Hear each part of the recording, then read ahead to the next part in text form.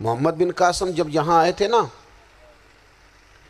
تو ایک دن بڑے پریشان تھے، تو ایک بزرگ کہنے لگے آپ کیوں پریشان ہیں؟ کہنے لگے راجہ دہر سے مقابلہ ہے اور ہماری فوج تو سندھ کے رستے بھی نہیں جانتی، زبان بھی نہیں جانتی، لڑیں گے کیسے؟ 2-4 دن کے بعد ان بزرگوں کی دوبارہ محمد بن قاسم سے ملاقات ہوئی تو بڑے خوش تھے۔ کہا اب آپ کیوں خوش ہیں؟ کہنے لگے وہ میرا مقابلہ نہیں کر سکتا، میں نے تحقیق کر لی ہے۔ کہا کیوں؟ کہنے لگے نظر کا گندہ ہے، اور جو نظر کے گندے ہوتے ہیں وہ میدانوں میں ٹھہرا نہیں کرتے۔ میدان کے لیے نکلنے کے لیے پاک جوانی کی ضرورت ہوتی، تطہیر مزاج ہونا ضروری ہوتا ہے، پاکیزہ افکار اور سچی اور سچی ستھری سوچوں کا ہونا ضروری ہوتا ہے۔ اس لیے فرمایا کہ میرا مقابلہ نہیں کر سکتا۔ حضرت عبداللہ ابن حذافہ کمرے میں تھے تو وزیر کی بیٹی اندر سجی سنوری پہنچ گئی۔ جیسے ہی آپ نے اس کفر کی چال کو دیکھا تو تیمم کر کے نفل شروع کیے۔ وہ ساری رات بیٹھی رہی، رب کا بندہ ساری رات عبادت کرتا رہا۔ عبادت بڑا سہارا ہے، مصلی بڑا سہارا ہے اللہ کے بندوں۔ صبح دروازہ کھولا، وزیر نے اپنی بچی سے پوچھنا چاہتا تھا رزلٹ کیا نکلا، تو وہ کہنے لگی پیچھے ہٹ جا، اب تیرا میرا تعلق کوئی نہیں، میں نے نبی پاک کا کلمہ پڑھ لیا۔ اس نے کہا میں نے بھی زمانہ دیکھا ہے، پر یہ کیا لوگ ہیں، کستوری کے بنے ہوئے، سندل سے دھلے ہوئے، کہ میں ساری رات کمرے میں رہی اور 100 اور 1000 آدمی جس جوان کا مقابلہ نہ کر سکے، اتنا طاقتور جوان کمرے میں رہا اور اسے نظر اٹھا کے نہ دیکھا۔ او کچا رنگ للاری والا جڑا چڑھدا تے لیندا رہندا ہے، اے عشق تیرے دا رنگ محمد چڑھیا پھر نہیں لیندا۔ میں کہا ایک دفعہ نظر اٹھا کے نہیں دیکھا، کمال ہو گئی۔ اتنے بڑے لوگ، اتنی بڑی سعادت مندی، فیروز بختی، معاملہ فہمی حد ہو گئی۔ اللہ اکبر۔ دوستو بادشاہ جب پوری طرح ہار گیا نا، اس نے کہا مار دو۔ تیل گرم کیا ایک کڑاہی میں، اور جب آپ کو اس میں ڈالنے لگے تو آپ کی آنکھوں میں آنسو آ گئے۔ بادشاہ کا خیال ہوا شاید نرم ہو گئے ہیں، کہنے لگا روئے کیوں؟ فرمانے لگے سوچتا ہوں جان ہی ایک ہے، کتنا مزہ ہے اس کی راہ میں جان دینے کا، کتنی لذت ہے اس کے نام پر مرنے میں، کتنا لطف ہے۔ جے تو چڑھیا اتے دار بھی نہیں تے جے تو وکیا عشق بازار بھی نہیں، تے ایڈا سستا سودا پیار بھی نہیں، تے ایڈا سستا لبدا یار بھی نہیں۔ کئی جنگل گانے پیندے نہیں، کئی دوزخ لنگنے پیندے نہیں، جے وہ اس ملوں بھی مل جاوے ایدوں سستا ہور بپار بھی نہیں۔ تے کچھ سمجھ نہ آوے لوکاں نوں وہ کادے نال شہید کرے، ڈٹھی یار دے ہاتھ تلوار بھی نہیں، پر او دا خالی جاندہ وار بھی نہیں۔ کہنے لگے ایک جان ہے نا، تو دل کرتا ہے ہزاروں ہوتی تو ایک ایک کر کے محبوب کے نام پہ قربان کرتا، جب میرے پاس ہے ہی ایک، کروں کیا؟ حضرت عبداللہ ابن حذافہ رضی اللہ تعالیٰ عنہ جب روئے اور بادشاہ نے یہ بات سنی تو بادشاہ اٹھ کے کھڑا ہو گیا، سارے وزیروں مشیروں کو کہنے لگا تم نے کہا تھا نا بندہ ضائع کرنے والا نہیں، یہ بھی ضائع کرنے والا نہیں۔ کہنے لگا میرا ماتھا چومو، تم جیسے لوگوں کو قتل نہیں کرنا چاہیے، آزاد کرنا چاہیے۔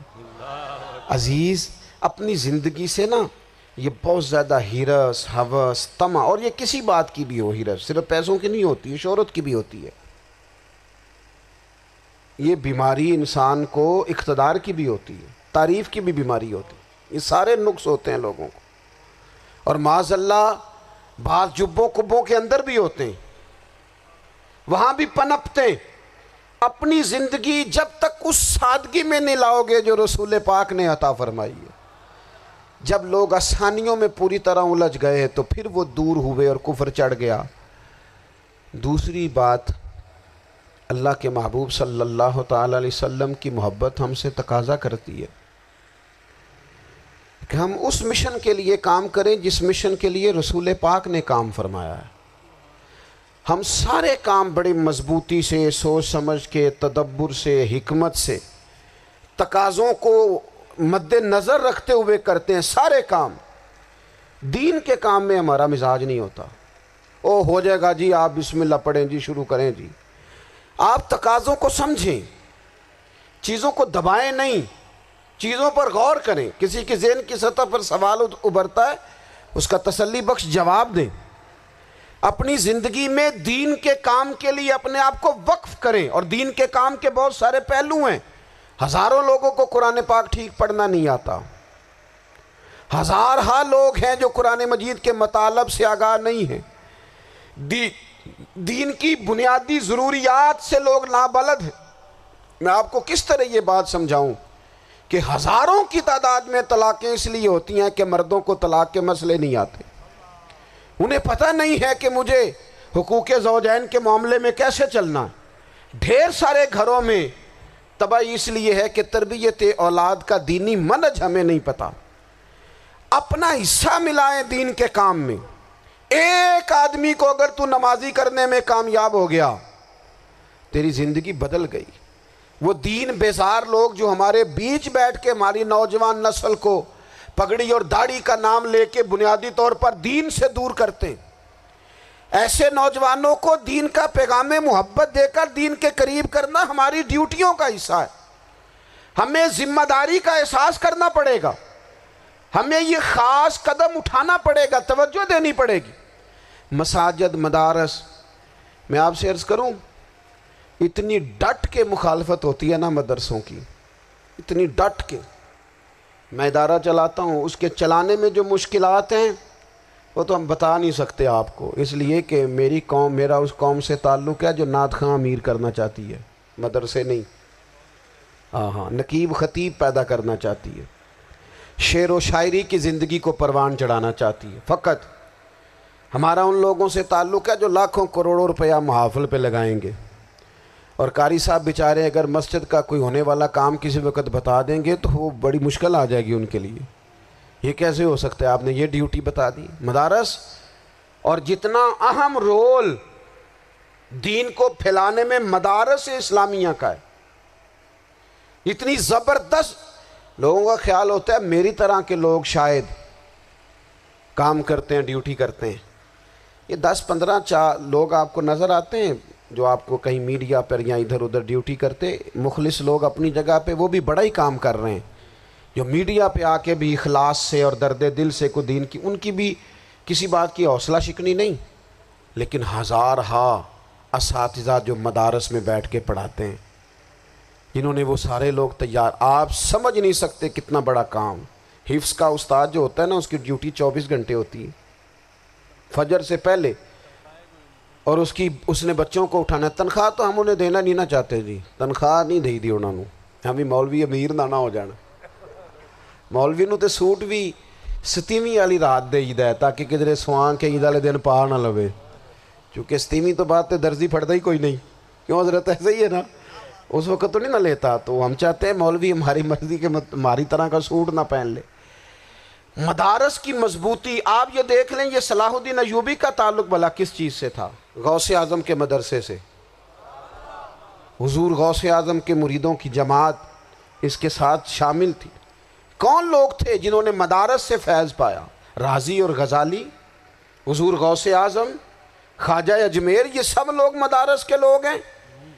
کمزوریاں ہیں، غلطیاں ہیں، بہت ساری چیزوں کی اصلاح کی ضرورت ہے، لیکن یہ دین کا بہت بڑا قلعہ ہوتا ہے مدرسہ، لیکن اس کی مخالفت کی جاتی ہے۔ مجھے بتائیے، اگر مدرسوں میں کمزوریاں ہیں تو کالجوں یونیورسٹیوں میں نہیں ہیں؟ ہم نے کبھی مخالفت کی ہے بند کر دو سارے؟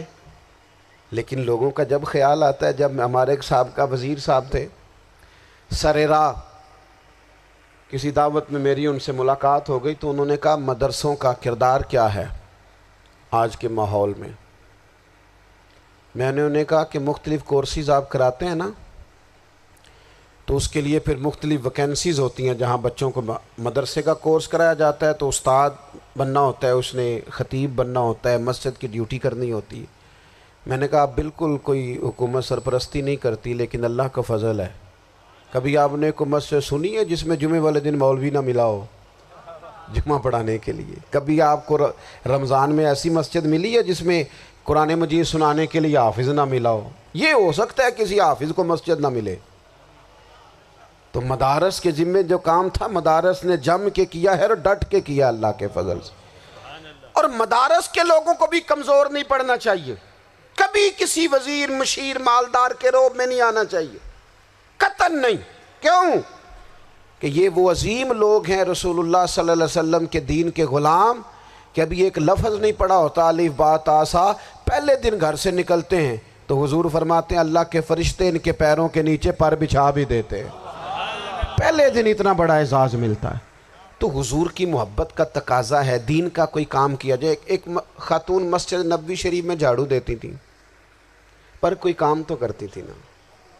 اور کس مسجد میں؟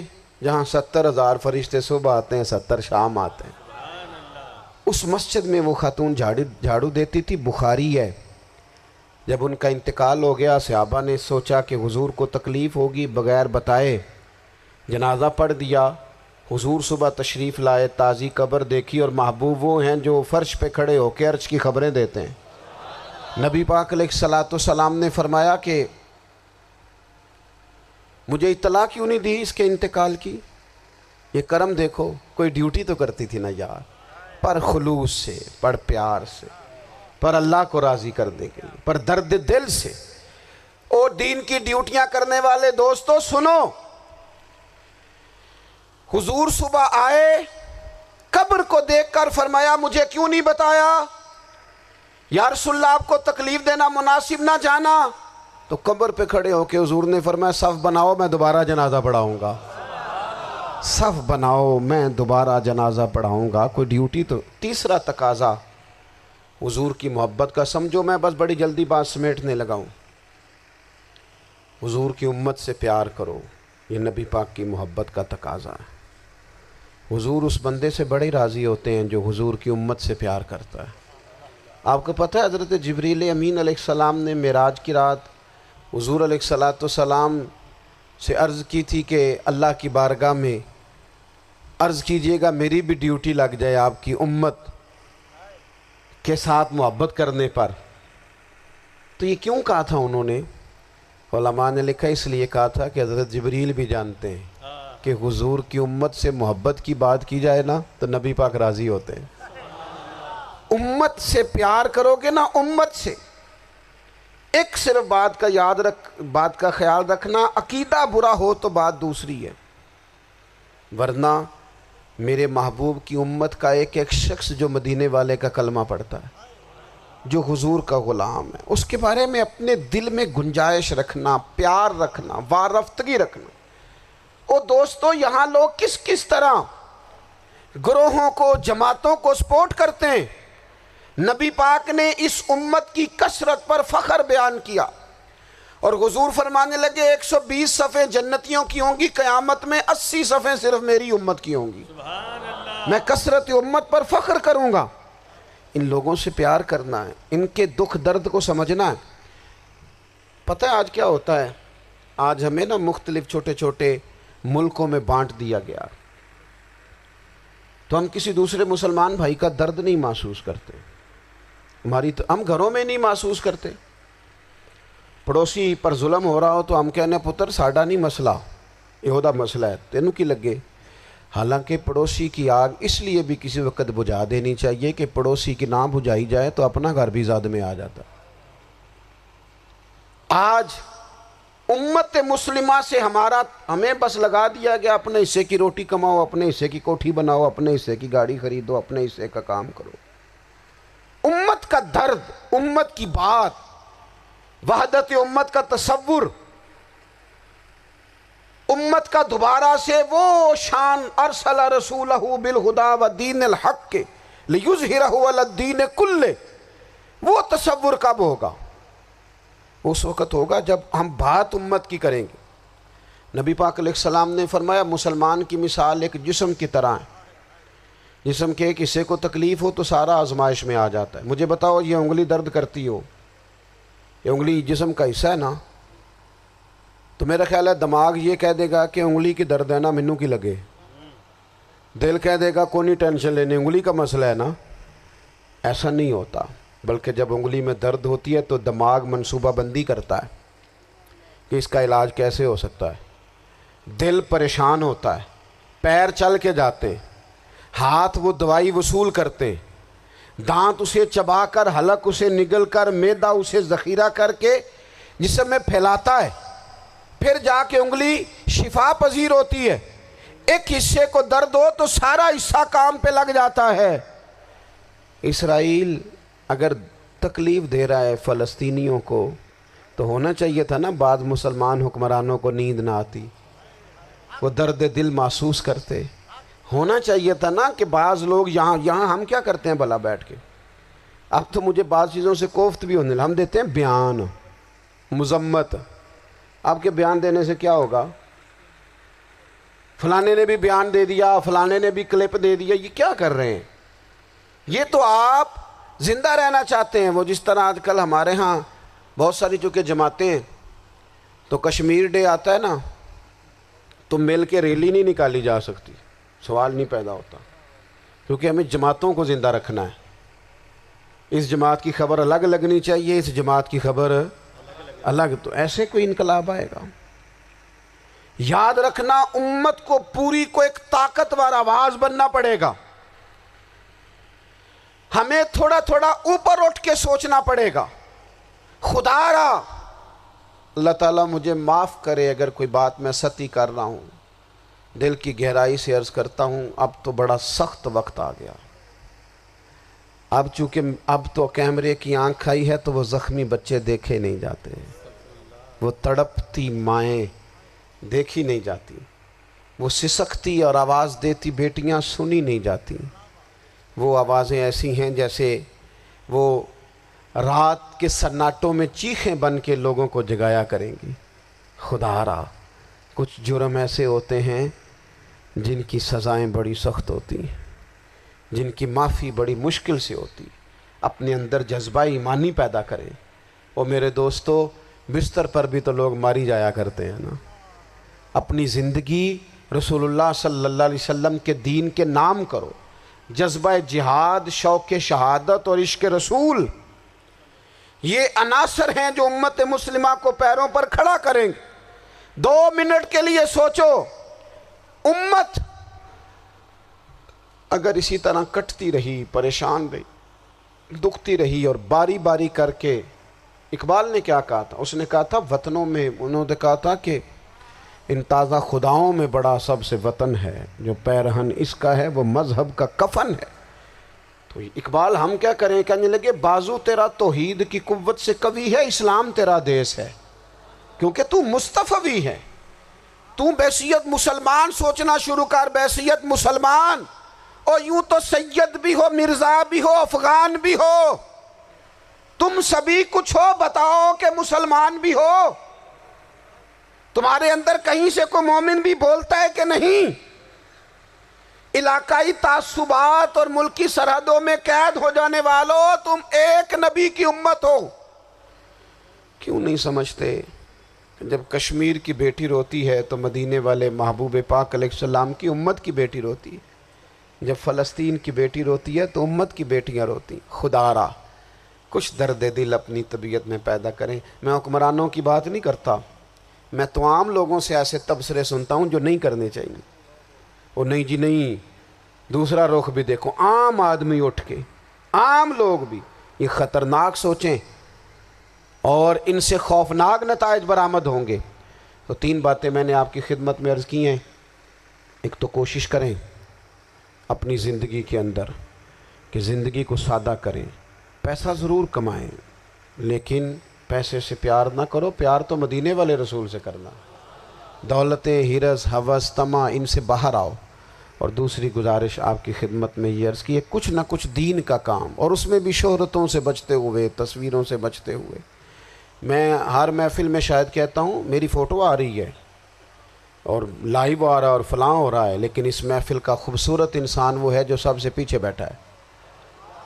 وہ کسی فوٹو کے لیے نہیں آیا. اور میں ڈھیر سارے لوگ دیکھ رہا ہوں، یہ جو آگے بیٹھ جاتے ہیں بعض اوقات 5، 7، 10 لوگ، یہ بڑی تصویر سازی کرتے ہیں، لیکن جو پیچھے بیٹھے ہوتے ہیں جو پیچھے بیٹھے ہوتے ہیں ان کی کوئی فوٹو نہیں آتی، اور میں نے بہت سارے لوگوں کو دیکھا ہے کبھی موبائل کو ہاتھ بھی نہیں لگاتے، لیکن جن کے لیے آئے ہیں انہیں تو پتہ ہے نا کون کون آیا ہے، اور کچھ دین کے لیے کریں۔ اور تیسری گزارش آپ کی خدمت میں یہ ہے کہ امت بن کر بھی ضرور سوچیں، اور امت کے دکھوں کا مداوع بھی کریں، اور امت مسلمہ کا درد بھی اپنے سینے میں ضرور محسوس کریں۔ اللہ تعالی ہماری اس بزم کو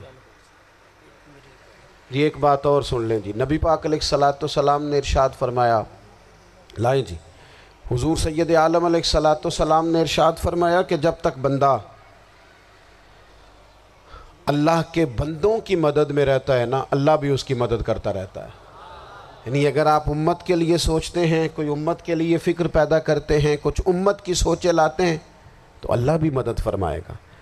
اور یہ بات اچھی طرح یاد رکھیں، جب بھی بندہ کوئی ایسا کام کرتا ہے نا جو خالص اللہ کی رضا کے لیے ہو، تو رب کی مدد ضرور آتی ہے۔ وَلَقَدْ نَصَرَكُمُ اللَّهُ بِبَدْرٍ وَأَنْتُمْ أَذِلَّةٌ، تو یہ کام کریں گے تو اللہ کی مدد بھی آئے گی۔ اللہ توفیق عطا فرمائے۔ وَمَا عَلَيْنَا إِلَّا الْبَلَاغُ۔